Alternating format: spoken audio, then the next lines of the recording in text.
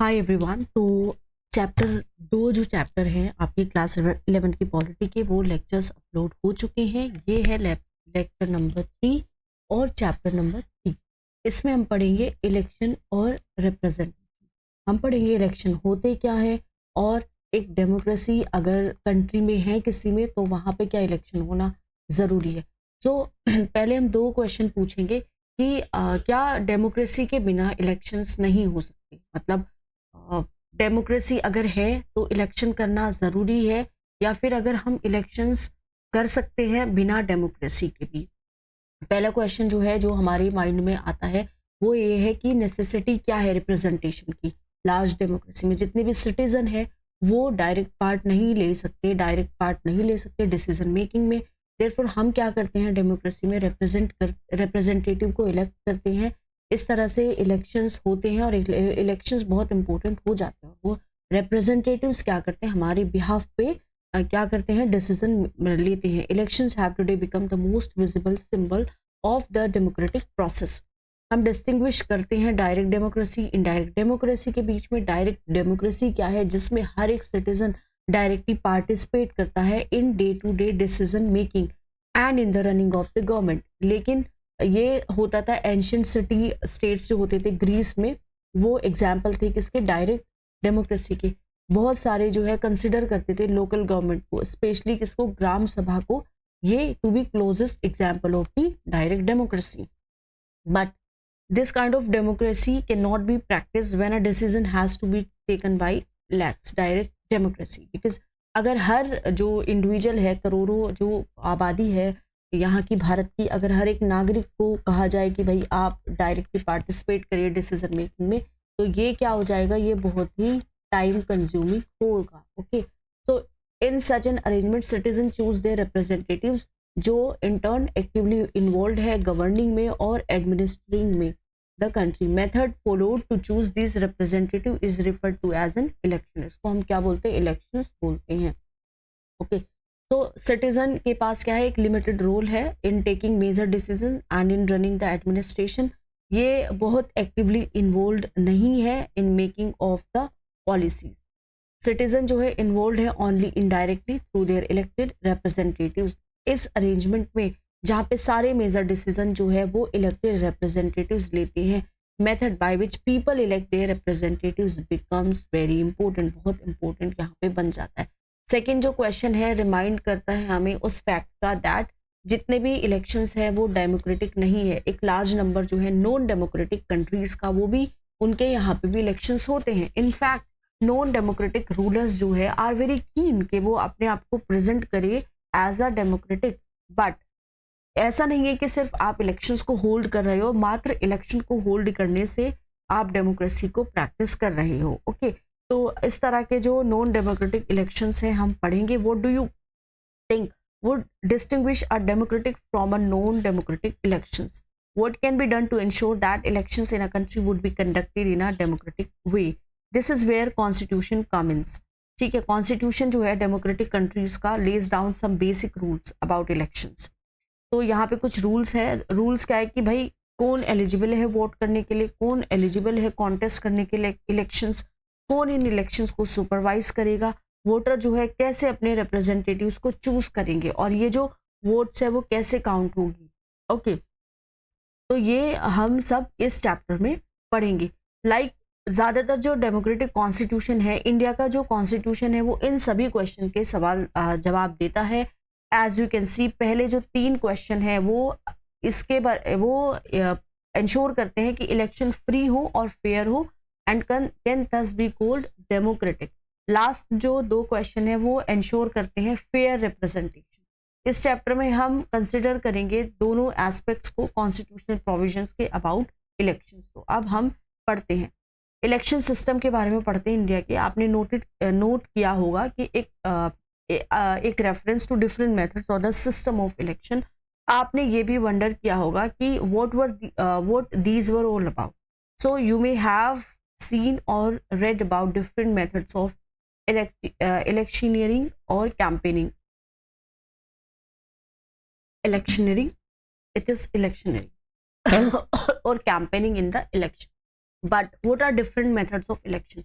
यहाँ पे एक सिस्टम है इलेक्शन को कंडक्ट करने का।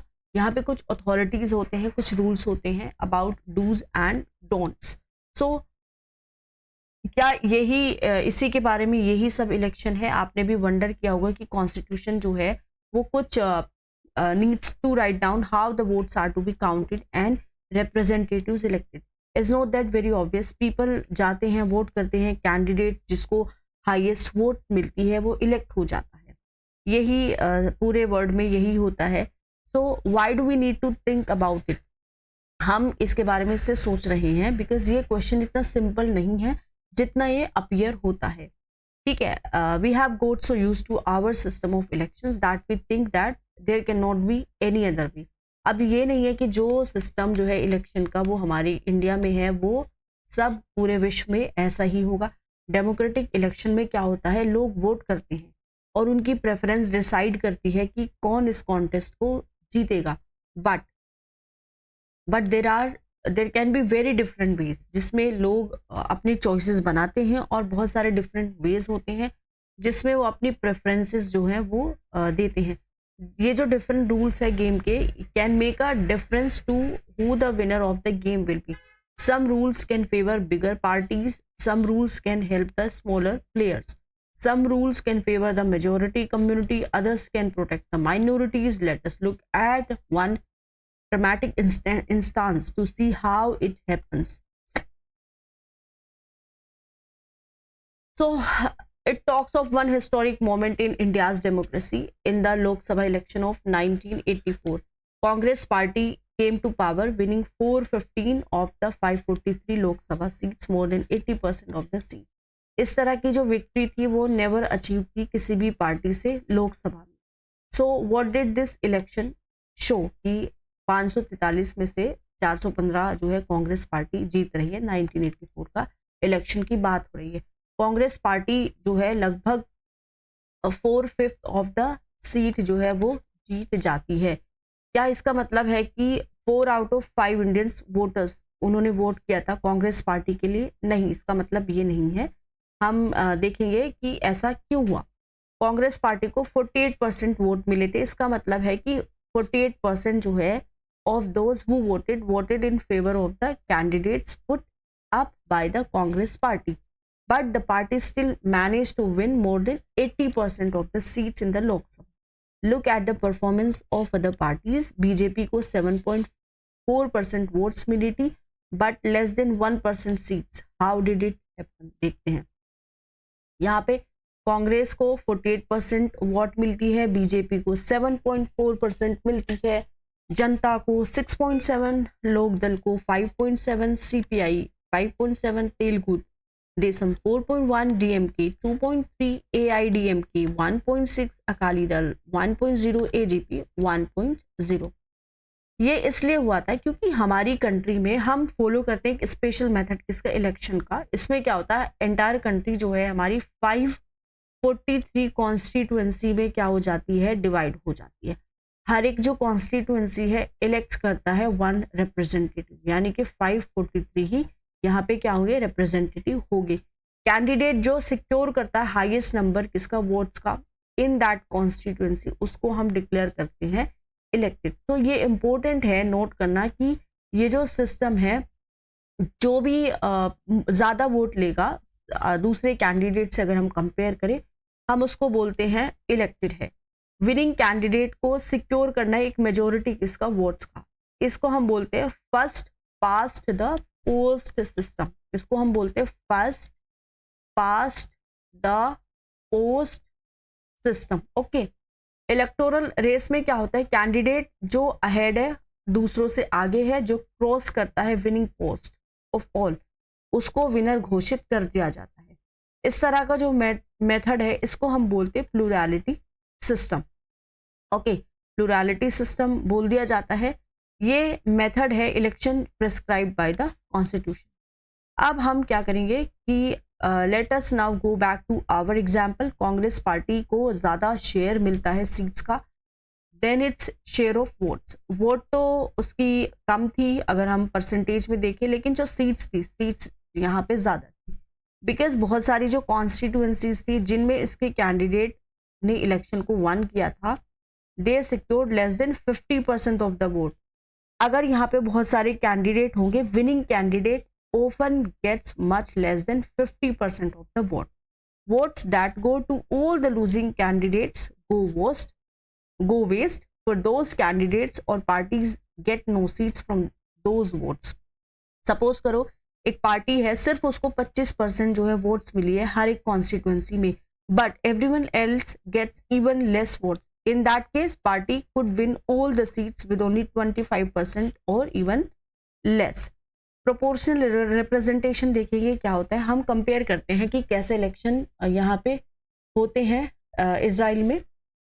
That follows a very different system of election. Israel में क्या होता है, वंस एक बार जब वोट काउंट हो जाती है, हर एक पार्टी जो है उसको अलॉट किया जाता है शेयर किसका, सीट्स का in the parliament in proportion to its share of votes. मतलब जितना प्रोपोर्शन जो है उनको वोट्स का मिलेगा, सपोज उस प्रोपोर्शन के हिसाब से उनको पार्लियामेंट में सीट दे दी जाती है. हर एक पार्टी फिल करती है इसका कोटा सीट्स का by picking those many of its nominees from a preference list that has been declared before the election. इस तरह का जो सिस्टम है इलेक्शन का, इसको हम बोलते हैं प्रोपोर्शनल रिप्रेजेंटेशन. इस सिस्टम में क्या होता है, party gets the same proportion of seats as its proportion of votes. मतलब कितना प्रोपोर्शन मिलेगा सीट्स का, जितना इसका प्रोपोर्शन है वोट्स का. ठीक है, तो प्रोपोर्शनल रिप्रेजेंटेशन जो सिस्टम है, यहाँ पे दो वेरिएशन हो सकते हैं. कुछ कंट्रीज में जैसे इजराइल है, नीदरलैंड है, एंटायर कंट्री जो है उसको सिर्फ एक कॉन्स्टिट्यूएंसी की तरह यहाँ पे ट्रीट किया जाता है और फिर सीट्स को एलोकेट किया जाता है हर एक पार्टी को according to its share of votes in the national election.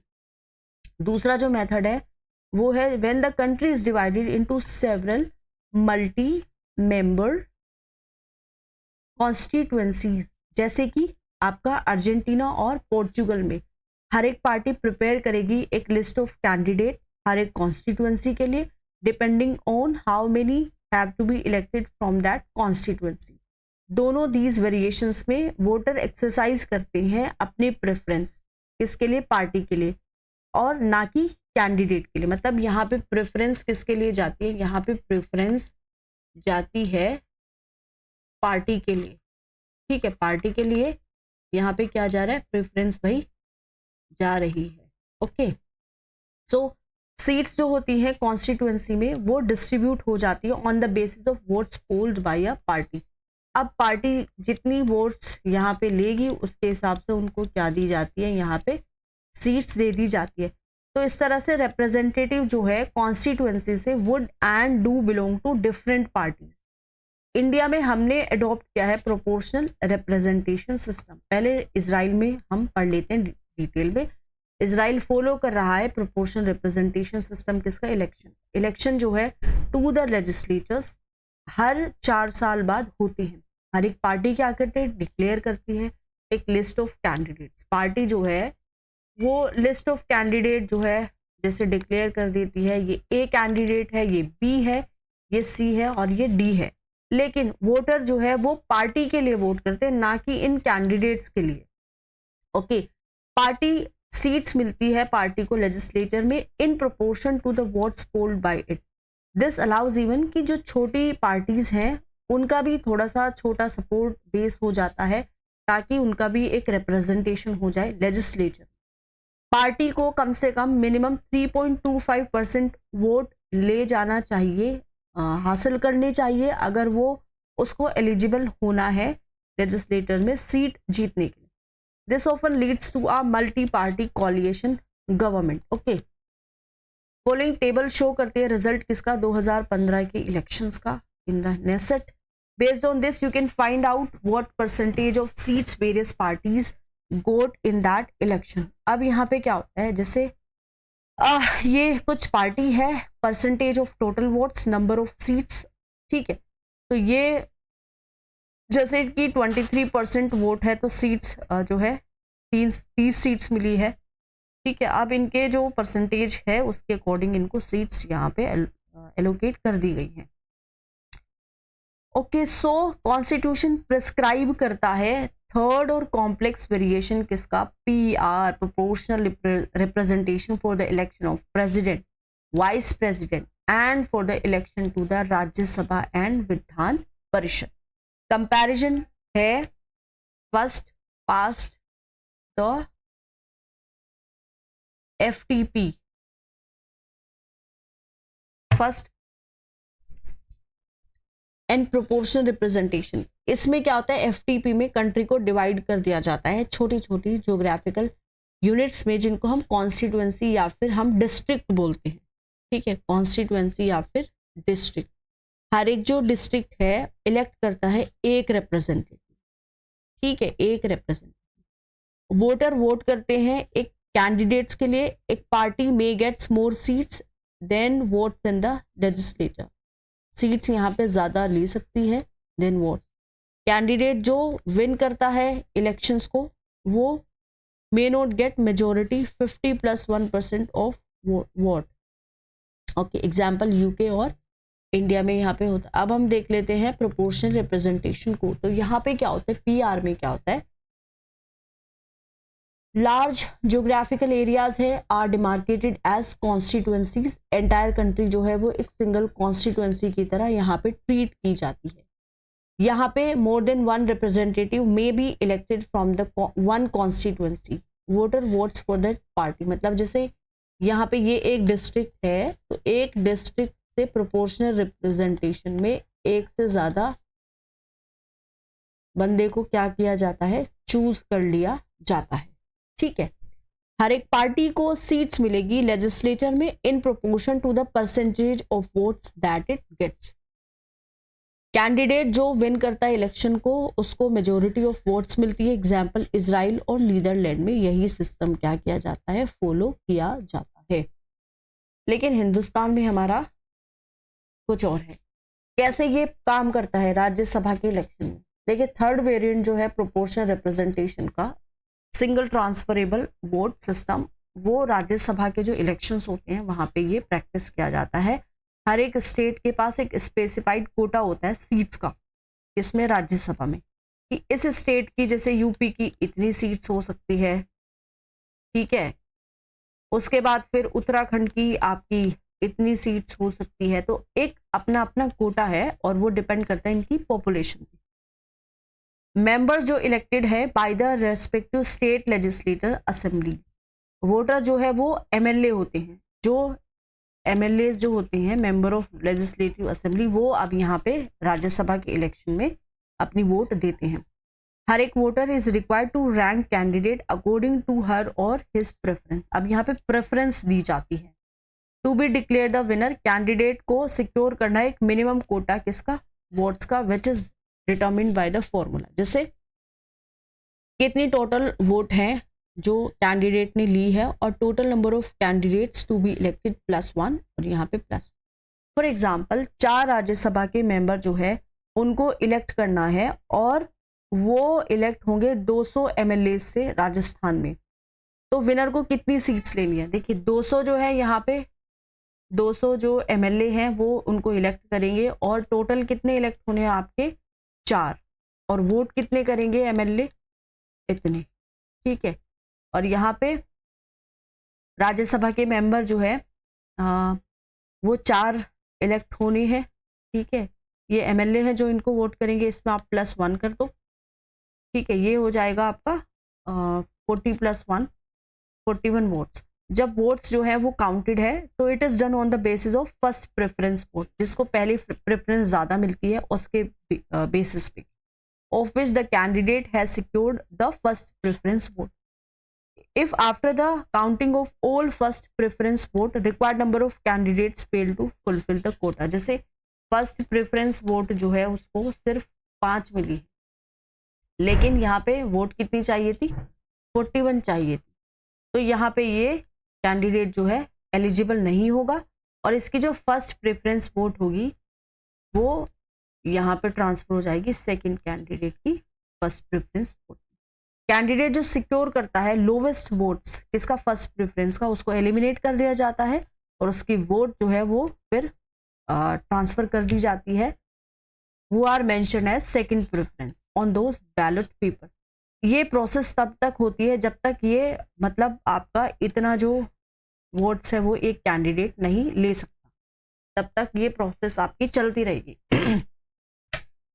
तो इंडिया ने एफटीपी सिस्टम क्यों अडॉप्ट किया? आंसर बहुत डिफिकल्ट है। अगर आप केयरफुली रीड करोगे the books explaining the Rajya Sabha election, तो आपने ये नोटिस किया होगा कि ये कॉम्प्लिकेटेड सिस्टम है विच में work in small country but would be difficult to work in a subcontinental country like India. Reason जो है for the popularity and success of the FTP system is its simplicity है इसमें। entire election जो है वो extremely बहुत ही simple है समझने के लिए, even for common voters who have no specialized knowledge about politics and election. तो यहाँ पे clear choice है जो voters को दी जाती है elections के टाइम पे। वोटर को सिंपली एंडोर्स करता है एक कैंडिडेट को या पार्टी को while voting. Depending on the nature of actual politics, voter जो है may either give greater importance to the party और टू द कैंडिडेट्स और balance the two. FTP system offer करता है वोटर को एक चॉइस, नॉट सिंपली पार्टीज के बीच में नहीं बल्कि जो स्पेसिफिक कैंडिडेट्स हैं उनके बीच में भी। दूसरे इलेक्टोरल सिस्टम में क्या होता है, स्पेशली जैसे प्रोपोर्शनल रिप्रेजेंटेशन में देखिए, voters are often asked to choose a party and the representatives are elected on the basis of party list. तो ये यहाँ पे सिर्फ ये पार्टी को चूज किया जाता है प्रोपोर्शनल रिप्रेजेंटेशन में। एज अ रिजल्ट यहाँ पे कोई एक रिप्रेजेंटेटिव नहीं है जो रिप्रेजेंट करता है और रिस्पॉन्सिबल है एक लोकेलिटी के लिए। लेकिन कॉन्स्टिट्यूएंसी बेस्ड सिस्टम जो है FPTP, वोटर को पता होता है know who their own representative is and उसको अकाउंटेबल होल्ड कर सकते हैं। ओके, सो मोर इम्पोर्टेंटली जो मेकर्स थे हमारे कॉन्स्टिट्यूशन के, जिन्होंने हमारे कॉन्स्टिट्यूशन को बनाया था, उन्हें भी ये लगा था कि proportional representation based on election वो सूटेबल नहीं होगा स्टेबल गवर्नमेंट के लिए पार्लियामेंट्री सिस्टम में। हम स्टडी करेंगे नेचर किसका, पार्लियामेंट्री सिस्टम का ऑफ एग्जीक्यूटिव। ये सिस्टम रिक्वायर करता है कि एग्जीक्यूटिव के पास क्या होगा, मेजोरिटी होगा किसमें, लेजिस्लेटर में। आपने नोटिस किया होगा कि proportional representation system may not produce a clear majority because seats in the legislator would be divided on the basis of share of votes. Proportional representation ये तो भाई सीट्स दे रहा है शेयर ऑफ वोट्स के basis पे, तो यहाँ पे जो क्लियर मेजोरिटी है वो यहाँ पे नहीं देखने को मिल सकती है। लेकिन अगर हम बात करें FPTP का जो हमारा सिस्टम है, FPTP सिस्टम सिर्फ उन्हीं पार्टी को यहाँ पे विनर बनाएगा जिनकी क्लियर मेजोरिटी है। ओके, या फिर जो कॉलिशन गवर्नमेंट भी बन सकती है। So this system makes it possible parliamentary government के लिए कि वो स्मूथली फंक्शन करे, इफेक्टिवली फंक्शन करे by facilitating the formation of stable government. एक इम्पोर्टेंट इसका फायदा फीचर क्या है कि यहाँ पे स्टेबल गवर्नमेंट क्या होती है भाई, फॉर्म होती है किसमें, आपका FPTP सिस्टम में। ओके, सो FPTP सिस्टम एनकरेज करता है वोटर को डिफरेंट सोशल ग्रुप से कि आप एक साथ आओ, आप एक इलेक्शन को विन करो एक लोकेलिटी में। डाइवर्स कंट्री जैसे इंडिया की हम बात करें, प्रोपोर्शनल रिप्रेजेंटेशन सिस्टम एनकरेज नहीं करेगा हर एक कम्युनिटी को कि आप अपना नेशन वाइड पार्टी बनाओ। दिस में also have been at the back of mind of our constitutional maker. Experience जो है of working of the constitution has confirm that कि जो confirm the expectation of the constitution maker. FPTP system जो है उसने simple और familiar जो है ये प्रोसीजर जो है वो क्या किया है, दिया है टू ऑर्डिनरी वोटर्स। इसने हेल्प किया है लार्जर पार्टीज को कि आप क्लियर मेजोरिटी विन करो सेंटर पे भी और स्टेट लेवल पे भी। ठीक है, सेंट्रल ये सिस्टम डिस्करेज करता है पॉलिटिकल पार्टीज को that get all there votes only from one cast और कम्युनिटी। नॉर्मली वर्किंग जो है FPTP सिस्टम की रिजल्ट करता है एक 2 पार्टी सिस्टम। इसका मतलब है कि यहाँ पे 2 मेजर कॉम्पिटिटर्स होंगे पावर के लिए और पावर जो है वो शेयर होगी इन 2 पार्टीज के बीच में ऑल्टरनेटिव।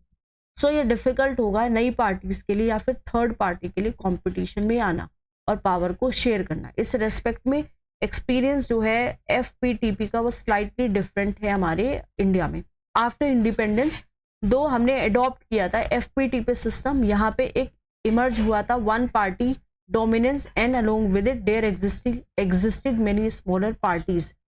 89 के बाद क्या होता है, इंडिया विटनेस कर रहा है फंक्शनिंग किसकी, मल्टी पार्टी कॉलिएशंस की। At the same time gradually बहुत सारे स्टेट्स में एक दो पार्टी कंपटीशन जो वो भी आ रहा है।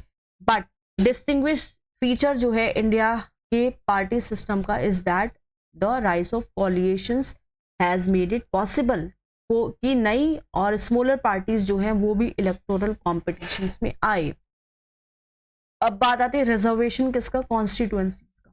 हमने नोटिस किया होगा कि एफपीटीपी के जो इलेक्शंस होते हैं, कैंडिडेट जो जिसको हाईएस्ट वोट मिलेगी पर्टिकुलर कॉन्स्टिट्यूएंसी में उसको हम इलेक्टेड डिक्लेयर करते हैं। So this often works to be, तो ये this often works to the disadvantage of the smaller social group. This is even more significant in the Indian social context. हमारे पास एक हिस्ट्री रही है कि हमारे भारत में कास्ट बेस्ड डिस्क्रिमिनेशन जो है लोगों ने फेस किया है। इस तरह का जो सोशल सिस्टम है वहाँ पे फर्स्ट पास्ट एफटीपी का जो इलेक्टोरल सिस्टम है, इसका मतलब है कि जो डोमिनेंट सोशल ग्रुप है और कास्टेज है वो हर कहीं जीत जाएंगी और जो ऑप्रेस्ड सोशल ग्रुप्स है may continue to remain unrepresented. हमारा जो कॉन्स्टिट्यूशन मेकर है वो ये जो डिफिकल्टी थी कि ये अराइज कर सकती है इससे वो अवेयर थे। And the need to provide a way to ensure कि फेयर और जस्ट रिप्रेजेंटेशन हो ऑप्रेस्ड सोशल ग्रुप्स का भी। ये जो इशू था उसको डिबेट किया गया इवन इंडिपेंडेंस से भी पहले, और जो ब्रिटिश गवर्नमेंट है उन्होंने सेपरेट इलेक्टोरेट्स को भी इंट्रोड्यूस किया था। अब यहाँ पे separate electorates have been a curse to India, have done incalculable harm to this country. Separate electorates have bared our progress. We Muslim want to merge in the nation. For God's sake, keep your hands off reservation for the Muslim community. Tajmul Hussain ने ये कहा था 1949 को। Okay, that for electing a representative, कि अगर आप elect कर रहे हो एक रिप्रेजेंटेटिव को एक पर्टिकुलर कम्युनिटी से, ओनली वही वोटर जो है एलिजिबल होंगे जो इस कम्युनिटी को बिलोंग करेंगे। तो कॉन्स्टिट्यूएंट असेंबली में बहुत सारे जो मेंबर हैं उन्होंने अपने स्फीयर को एक्सप्रेस किया कि ये सारे जो पर्पसेस है उनको सूट नहीं करेगा। देयरफॉर इट वाज डिसाइडेड कि हम अडॉप्ट करें सिस्टम किसका, रिजर्व कॉन्स्टिट्यूएंसीज का। इस सिस्टम में क्या होगा, सारे वोटर्स होंगे कॉन्स्टिट्यूएंसी में, वो एलिजिबल होंगे वोट करने के लिए, लेकिन जो कैंडिडेट्स हैं उनको एक पर्टिकुलर कम्युनिटी में ही बिलोंग करना है या फिर एक सोशल सेक्शन में भी जिस कम्युनिटी के लिए वो सीट रिजर्व्ड है। यहाँ पे सर्टेन सोशल ग्रुप्स भी हैं जो स्प्रेड हो सकते हैं across the country in a particular constituency. उनका नंबर जो है may not be sufficient to be able to influence a victory of a candidate however taken across the country, they are significantly sizeable. अगर हमें ensure करना है उनका proper representation हो तो रिजर्वेशन हमें यहाँ पे करना है, और रिजर्वेशन यहाँ पे नेसेसरी बन जाता है। कॉन्स्टिट्यूशन प्रोवाइड करता है रिजर्वेशन के लिए, सीट्स का रिजर्वेशन हो, लोकसभा में भी हो, स्टेट लेजिस्लेटिव असेंबलीज में भी हो, शेड्यूल कास्टेस और शेड्यूल ट्राइब्स के लिए। ये जो प्रोविजन था वो इनिशियली 10 साल के लिए बना था, and as a result of successive constitutional amendment ये एक्सटेंड हो चुका है अप टू 2020, और उसके बाद ये एक्सटेंड हो चुका है। पार्लियामेंट डिसीजन ले सकती है टू फर्दर एक्सटेंड इट जब पीरियड जो है रिजर्वेशन का एक्सपायर होता है। तो जो नंबर ऑफ सीट्स है जो रिजर्व्ड है दोनों ग्रुप्स के लिए वो किसकी प्रोपोर्शन में है, उनके पॉपुलेशन का क्या प्रोपोर्शन है इंडिया में। 543 जो सीट्स हैं जो लोकसभा में है, 84 यहाँ पे रिजर्व कर दी है शेड्यूल कास्ट के लिए, और 47 जो है वो रिजर्व कर दी है शेड्यूल्ड ट्राइब्स के लिए एज ऑन 26 जनवरी 2019। ओके, सो ये रिजर्वेशन जो है वो क्या करता है कि जो आपके जो माइनॉरिटीज हैं या फिर जो आपका जो डिप्राइव्ड जो सेक्शन है सोसाइटी का, वो भी यहाँ पे पूरा पार्टिसिपेट कर सके इलेक्शन में। कौन डिसाइड करेगा कि कॉन्स्टिट्यूएंसी जो है कौन सी कॉन्स्टिट्यूएंसी को रिजर्व करना है, किस बेसिस पे ये डिसीजन लिया जाता है। देखिए, ये जो डिसीजन है वो एक इंडिपेंडेंट बॉडी लेती है जिसको हम बोलते हैं डिलिमिटेशन कमीशन। अभी जो डिलिमिटेशन कमीशन है इसको अपॉइंट करते हैं प्रेसिडेंट भारत के, और ये कोलैबोरेशन में काम करती है इलेक्शन कमीशन। सो ये इसको अपॉइंट कर दिया जाता है ताकि ये डिलिमिटेशन कमीशन जो है कॉन्स्टिट्यूएंसीज की बाउंड्री को क्या कर सके, क्रिएट कर सके। ऑलराइट, तो एक कोटा होता है कॉन्स्टिट्यूएंसीज का, उसको रिजर्व करना हर एक स्टेट में, वो फिक्स होता है और वो डिपेंड करता है प्रोपोर्शन पे, किसका, एसटी या एससी एसटी का। आफ्टर ड्रॉइंग द बाउंड्रीज, जब हम बाउंड्रीज को ड्रॉ करते हैं तो जो डिलिमिटेशन कमीशन है looks at the composition of population in each constituency, की कितना कितना पॉपुलेशन है हर एक कॉन्स्टिट्यूएंसी जो है उसमें पॉपुलेशन कितना है। उन वो कॉन्स्टिट्यूएंसी जिनका हाईएस्ट प्रोपोर्शन है किसका, शेड्यूल्ड ट्राइब पॉपुलेशन का, तो वो शेड्यूल्ड ट्राइब्स के लिए यहाँ पे भाई रिजर्व हो जाएंगे। अगर हम शेड्यूल कास्ट्स की बात करें तो डिलिमिटेशन कमीशन किस पे, दो चीज़ों पे देखती है। पहले ये पिक करेगी कॉन्स्टिट्यूएंसी जिसमें हायर प्रोपोर्शन हो शेड्यूल कास्ट की पॉपुलेशन का, लेकिन ये स्प्रेड करेगी इन कॉन्स्टिट्यूएंसीज को in different region of the state. ये क्यों होता है, क्योंकि जो शेड्यूल कास्ट की पॉपुलेशन है जनरली वो, अगर हम उसकी बात करें तो वो पूरी इवनली आपको दिखेगी स्प्रेड हुई हुई कंट्री में। सो ये जो रिजर्व्ड कॉन्स्टिट्यूएंसी है इनको हम क्या कर सकते हैं, रोटेट कर सकते हैं each time the delimitation exercises undertaken. Constitution does not make similar reservation. Constitution similar reservation नहीं बनाता है disadvantaged group के लिए। Of late there has been a strong demand seeking reservation of seats in the Lok Sabha and state assemblies for women. Given the fact that बहुत सारी few women है वो elect होती हैं representative bodies को, demand भी यहाँ पे आई कि उनको reservation मिलना चाहिए। 1/3 जो है सीट जो है उनको क्या देनी चाहिए, रिजर्वेशन की बतौर। रिजर्वेशन जो है सीट्स का विमेन के लिए has been provided for, rural में भी इनको मिला है, अर्बन लोकल बॉडीज में भी मिला है। तो हम डिस्कस करेंगे इन the chapter on local government. Similar provision जो है लोकसभा और विधानसभा का वो रिक्वायर करता है कि कॉन्स्टिट्यूशन में जो अमेंडमेंट है उसका होना बहुत ज़रूरी है। इस तरह के जो अमेंडमेंट है वो उनके प्रपोजल बहुत बार पास हुए पार्लियामेंट में, बट हैज़ बीन प्रपोज हुए हैं बट ये पास अभी तक नहीं हुए। अब बात आती है भाई फ्री और फेयर इलेक्शन की।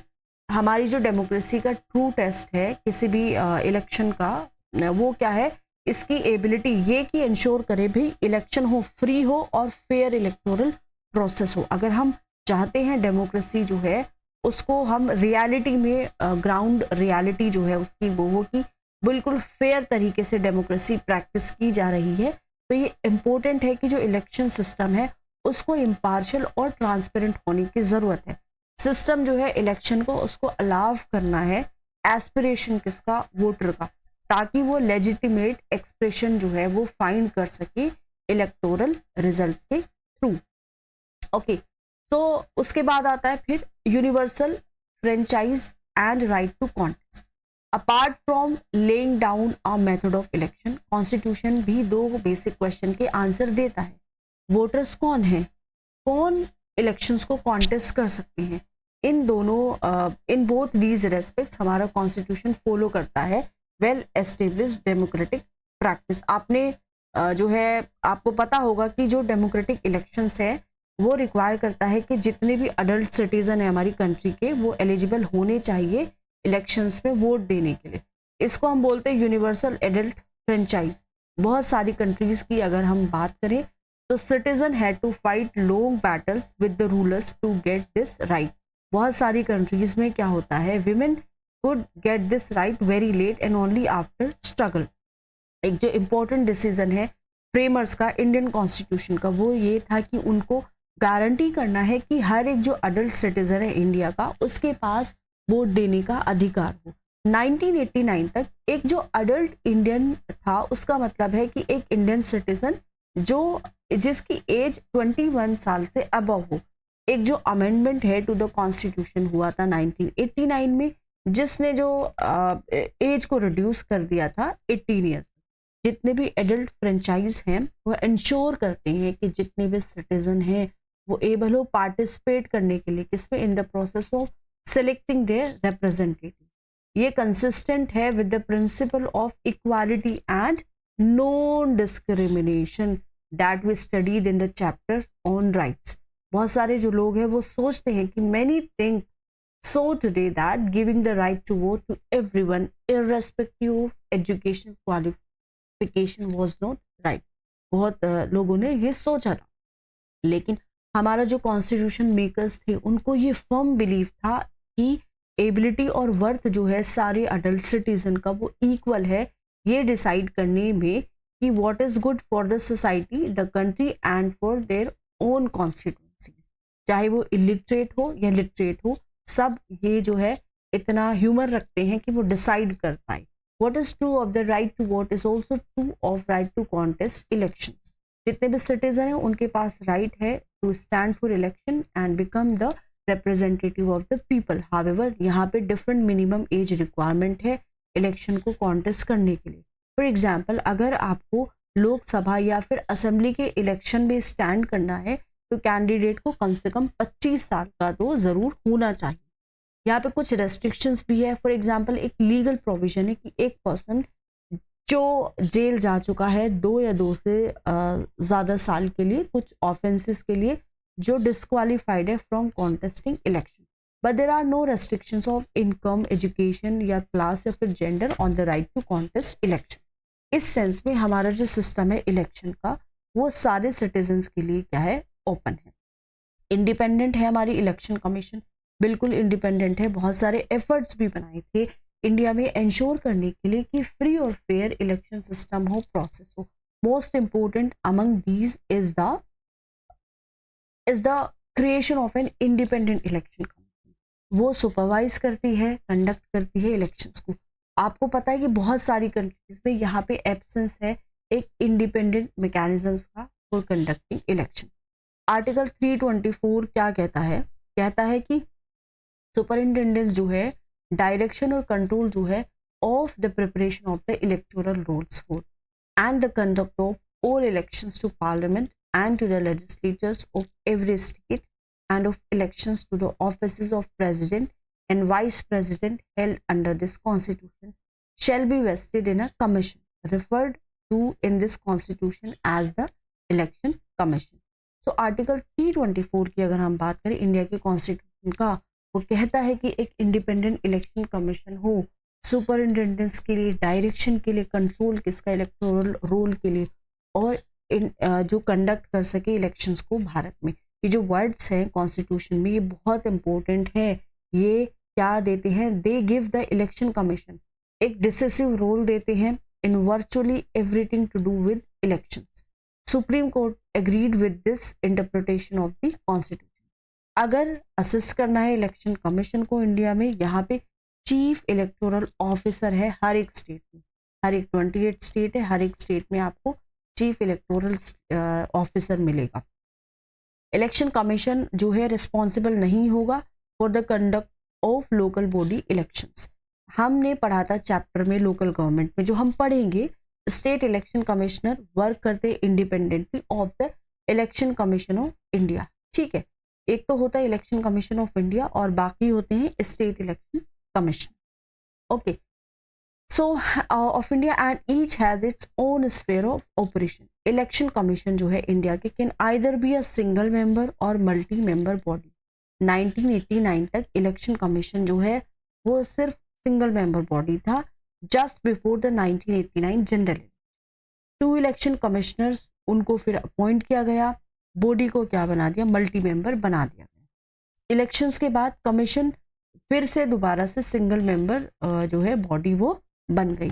फिर 1993 में क्या हुआ, 2 इलेक्शन कमिश्नर जो है वंस अगेन उनको फिर अपॉइंट किया गया और कमीशन जो है फिर से मल्टी मेंबर बॉडी बन गई. ओके, और अभी तक ये मल्टी मेंबर बॉडी ही है. Initially there were many apprehensions about a multi member commission. There was a sharp difference of opinion between the then chief election commissioner and other commissioners about who had how much power. Matter को फिर settle किया गया supreme court ने. ठीक है, तो now there is a general consensus that कि जो मल्टी मेंबर इलेक्शन कमीशन है इज मोर अप्रोप्रिएट एज यहाँ पे पावर शेयर होती है और यहाँ पे ग्रेटर अकाउंटेबिलिटी है. चीफ इलेक्शन कमिश्नर जो है preside over the election commission, but उनके पास ऐसा नहीं कि उनके पास ज़्यादा पावर है than the other election commissioner. Chief election commissioner और 2 इलेक्शन कमिश्नर जो है उनके पास इक्वल पावर है, सारे डिसीजन ले सकते हैं related to elections as a collective body. वो प्रेसिडेंट जो है उनके द्वारा अपॉइंट होते हैं और यहाँ पे उनको जो एडवाइस दी जाती है प्रेसिडेंट को कि आप इन लोगों को इलेक्ट करो, वो होते council of minister. So it is therefore possible कि एक रूलिंग पार्टी जो है वो अपॉइंट करेगी एक partisan person to the commission who might favor them in the election. This fear has led many to suggest that ये जो procedure है इसको हमें चेंज करने की आवश्यकता है। बहुत सारे जो पर्सन है उन्होंने सजेस्ट किया कि डिफरेंट मेथड जो है उनको हमें फॉलो करने हैं, जो कंसल्टेशन करे लीडर के साथ, लीडर किसके, अपोजिशन के, और जो चीफ जस्टिस है इंडिया, ताकि यहाँ पे अपॉइंटमेंट जो है चीफ इलेक्शन कमिश्नर और इलेक्शन कमिश्नर का हो जाए। ठीक है, तो यहाँ पे चीफ जस्टिस जो है इंडिया के वो भी आ जाते हैं और जो लीडर है अपोजिशन के उनको भी अपॉर्चुनिटी दी जाती है। कॉन्स्टिट्यूशन इंश्योर करता है कि जो सिक्योरिटी या टेन्योर का चीफ इलेक्शन कमिश्नर और इलेक्शन कमिश्नर्स का वो जो है बिल्कुल हो।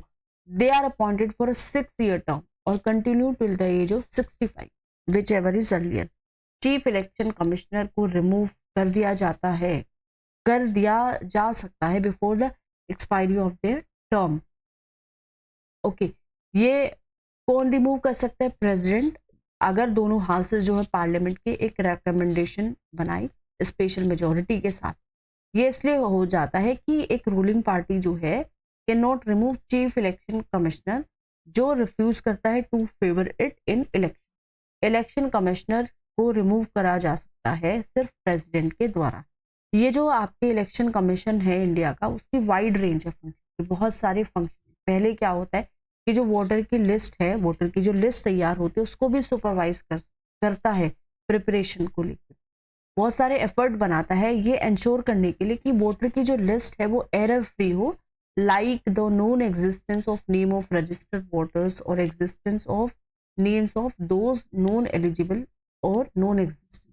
डिटर्मिन करता है टाइमिंग किसकी, इलेक्शंस की, और प्रिपेयर करता है इलेक्शन शेड्यूल को।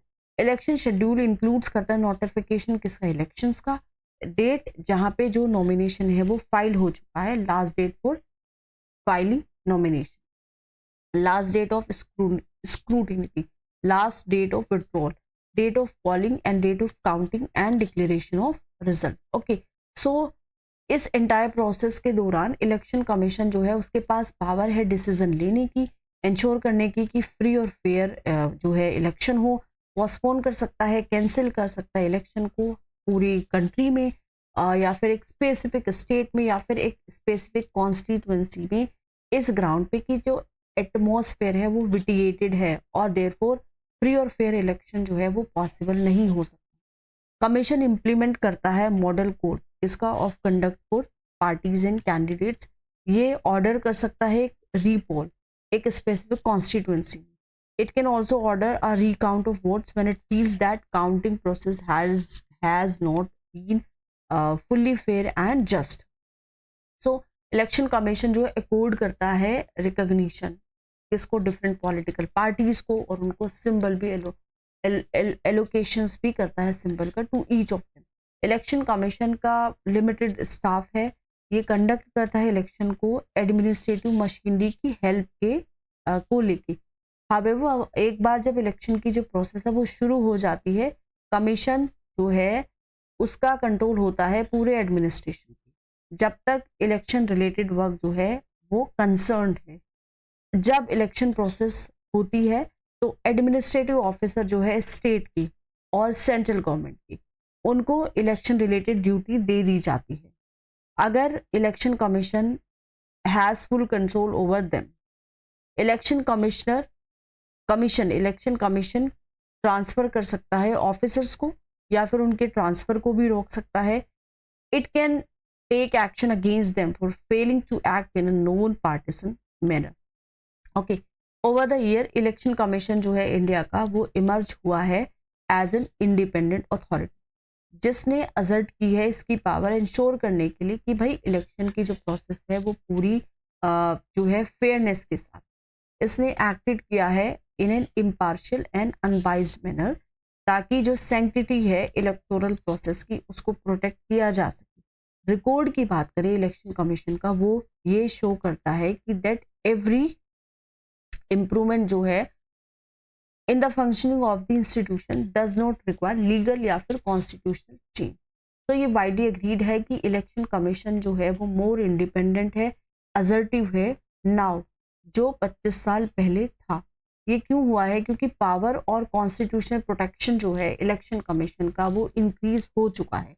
Election commission started using more effectively the power it always had in the constitution.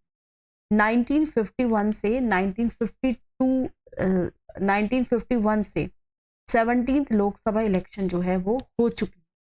बहुत सारे जो स्टेट असेंबली इलेक्शन है और बाई इलेक्शन वो भी कंडक्ट हुए हैं इलेक्शन कमीशन के द्वारा। इलेक्शन कमीशन ने फेस की है बहुत सारे डिफिकल्ट सिचुएशन, जैसे कि holding election in militancy affected areas, जैसे कि असम है, पंजाब है या फिर जम्मू कश्मीर है। सो इसने बहुत सारी डिफिकल्ट सिचुएशन भी फेस की है, ठीक है। To postpone the election process midway 1991, जहां पे जो एक्स प्राइम मिनिस्टर है राजीव गांधी, उनका असैसिनेशन हो गया था जब वो कैंपेनिंग कर रहे थे। 2002 में क्या हुआ? Election commission faced another critical situation, जब गुजरात असेंबली जो है वो डिसॉल्व हो चुकी और इलेक्शन को फिर दोबारा से क्या कराना पड़ा? कंडक्ट कराना। लेकिन जो इलेक्शन कमीशन है found that unprecedented violence in that state had made it impossible to hold free and fair elections immediately. Election commission ने डिसाइड किया कि इलेक्शन को पोस्टपोन करना ही बेहतर होगा, ठीक है। Supreme court upheld this decision of the election commission और वहां पे इलेक्शन जो है वो क्या हो गए? पोस्टपोन हो गए। ओके, अब यहाँ पे देखते हैं कि कुछ क्या क्या इलेक्टोरल रिफॉर्म्स आए हैं। कोई भी सिस्टम जो है इलेक्शन का वो कभी भी परफेक्ट नहीं हो सकता है, and in actual election process यहाँ पे बाउंड है टू मेनी फ्लॉज एंड इलिमिटेशंस। किसी भी डेमोक्रेटिक सोसाइटी में यहाँ पे क्या होना चाहिए कि बहुत सारे हमें मैकेनिज्म सर्च करनी चाहिए ताकि हम इलेक्शंस को फ्री और फेयर बना सकें। With the acceptance of adult suffrage, freedom जो है इलेक्शन को कॉन्टेस्ट करने की, एस्टेब्लिशमेंट किसका? एक इंडिपेंडेंट इलेक्शन कमीशन का। इंडिया ने हमेशा से ट्राई किया है कि इलेक्शन की प्रोसेस है उसको फ्री और फेयर बना दिया जाए। हावेवर जो एक्सपीरियंस है ऑफ द पास्ट 66 ईयर्स, उसने बहुत सारे सजेशंस भी दिए हैं, suggestion to reform our election system. Election commission, political parties, बहुत सारे इंडिपेंडेंट ग्रुप और बहुत सारे स्कॉलर्स जो हैं वो प्रपोजल के साथ आए हैं कि इलेक्टोरल रिफॉर्म होना चाहिए। Okay, so some of these suggestions are about changing the constitutional provision discussed in this chapter. हमारा जो सिस्टम है इलेक्शंस का should be change from the FPTP to some variant of the PR system. क्यों? क्योंकि ये जो है ये क्या करेगा? इंश्योर करेगा कि that parties get seats as far as possible in proportion to the votes they get. मतलब FPTP जो है वो प्रोपोर्शनल रिप्रेजेंटेशन में होना चाहिए, क्योंकि पार्टी जो है उसको भी सीट्स मिलनी चाहिए। जो कॉम्पिटिटर पार्टी है, जो पार्टी को अपने जो वोट्स है उसके हिसाब से सीट्स मिलनी चाहिए। एक स्पेशल प्रोविजन होना चाहिए इंश्योर करने के लिए कि that at least 1/3 women are elected to the parliament and assemblies. यहाँ पे एक स्ट्रिक्टर प्रोविजन होना चाहिए जो मनी का रोल है इलेक्टोरल पॉलिटिक्स में उसको कंट्रोल करने के लिए।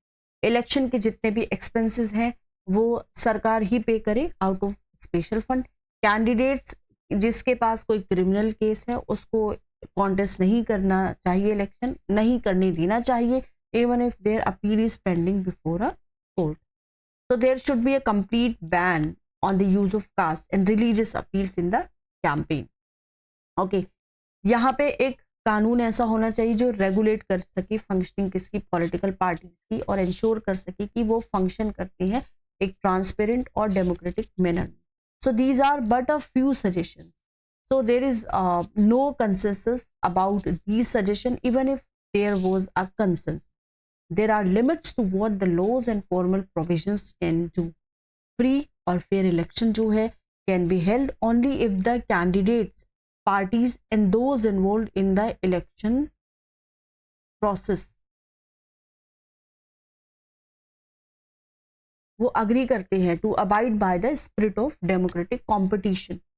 अपार्ट फ्रॉम लीगल रिफॉर्म, यहाँ पे 2 और भी तरीके हैं जो इंश्योर कर सकते हैं कि इलेक्शन रिफ्लेक्ट कर रहा है एक्सपेक्टेशन और डेमोक्रेटिक एस्पिरेशन किसका, हमारे लोगों का। One is course that people themselves have to be more, कि जो लोग हैं उनको मोर विजिलियंट होना है, मोर एक्टिवली उनको इन्वॉल्व करना है पॉलिटिकल एक्टिविटीज में। But there are limits to the extent to which ordinary people जो है वो एंगेज हो सकते हैं पॉलिटिक्स में ऑन रेगुलर बेसिस।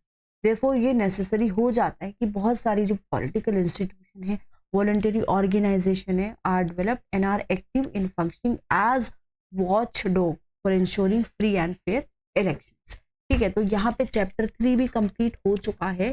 तो प्लीज़ मेरी आपसे रिक्वेस्ट है कि शेयर कीजिए, सब्सक्राइब कीजिए। ठीक है, चैनल को सब्सक्राइब करेंगे तभी आपके पास नोटिफिकेशन आएगी, और इसको लाइक भी कीजिए। ठीक है, और please keep on supporting. Thank you so much.